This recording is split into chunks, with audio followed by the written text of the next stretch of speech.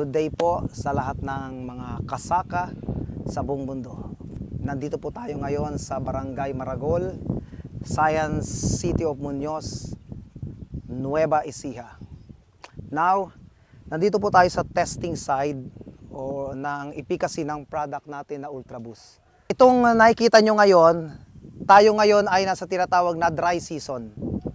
Pero prior to this, meron tayong test sa efficacy ng paggamit ng Ultraboost noong wet season. So, sinadya po natin nung wet season, half lang ang ginamit na recommended ng Ultraboost na ilalagay sa mga palay natin.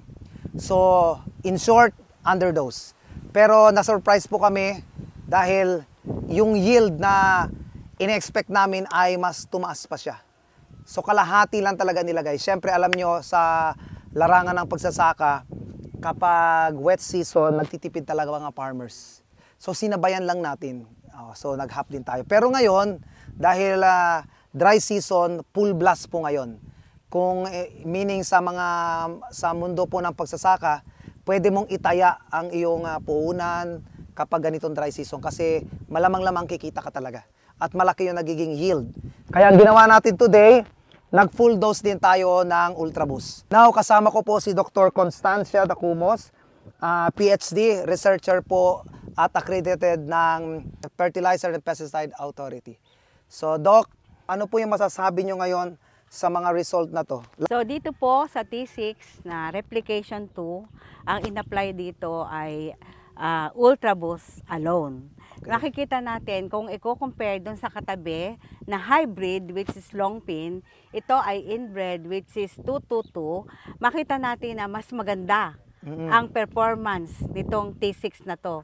At halos mas maganda pa kaysa dun sa katabi na long pin na which is hybrid variety. Okay. Kitang-kita po dahil tingnan nyo po ang mga uhay, ang mga laman, ang mga butil ay malulusog kumpara doon sa katabi na ito po yung mga butil, yan po doktora. Yung mga butil. Opo. Okay. Opo. Marami pong ibinunga, kumbaga. Samantalang dito, which is hybrid, makikita natin na pis-pis pa yung laman. Ito malintog na. Tsaka kakaunti. Okay. Kakaunti ang kanyang mga panik. Parang yung density nito, ano? Oo, mas dense ito. Mas makapal. Mas makapal talaga siya. Kumpara doon sa katabi. Which is okay. So, samantalang ito ay lang, walang kasamang patabang synthetic fertilizer. Wala. Ito ay mayroon. Na in-applyan po yan ng urea at triple 14. Ito, yung hybrid. Itong hybrid. Ito wala talaga. Wala.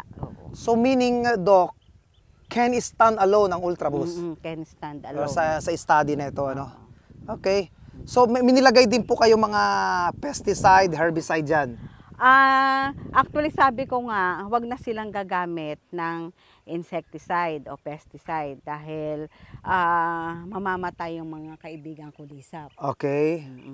So wala. Herbicide gumamit kayo? Herbicide nung una. Okay. Dahil para mapigilan yung pagtubo ng damo, gumamit kami ng yung post-emergence herbicide at saka pre-emergence herbicide. Meaning, Doc, nung hindi nyo ito in-applyan ng insecticide, ng pesticide, yung mga friendly na insects pumunta dito? Oo, dyan sila. Hindi sila namamatay.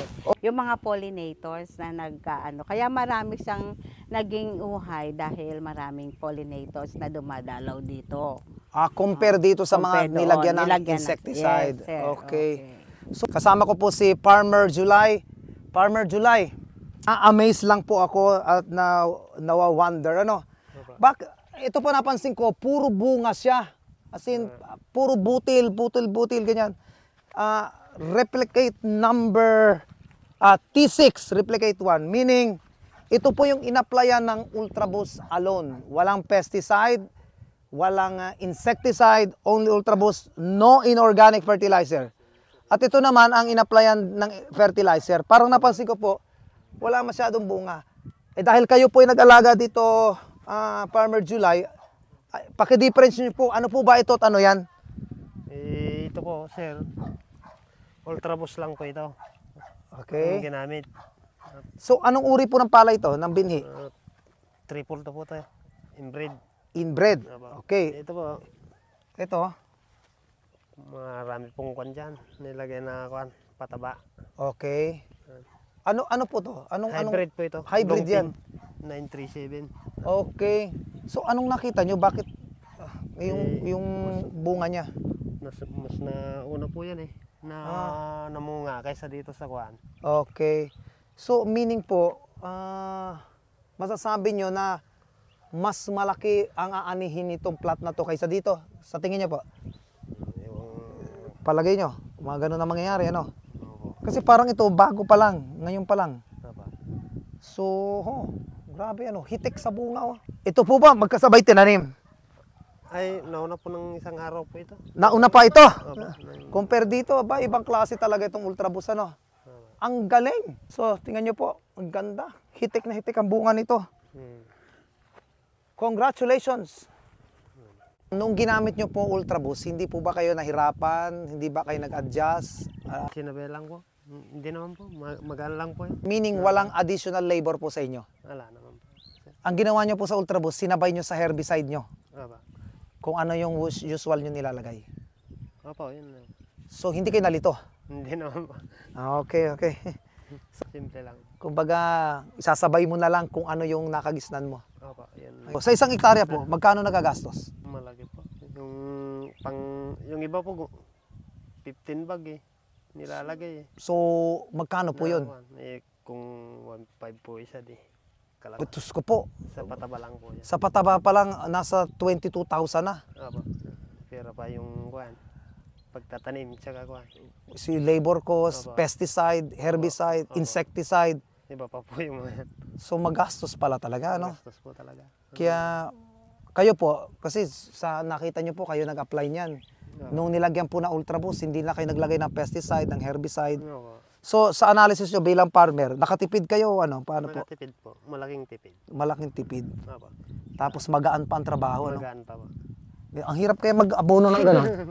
Pero usually yung mga 50 kilos yun eh, no? Opo, 50. Nagkukam po yun.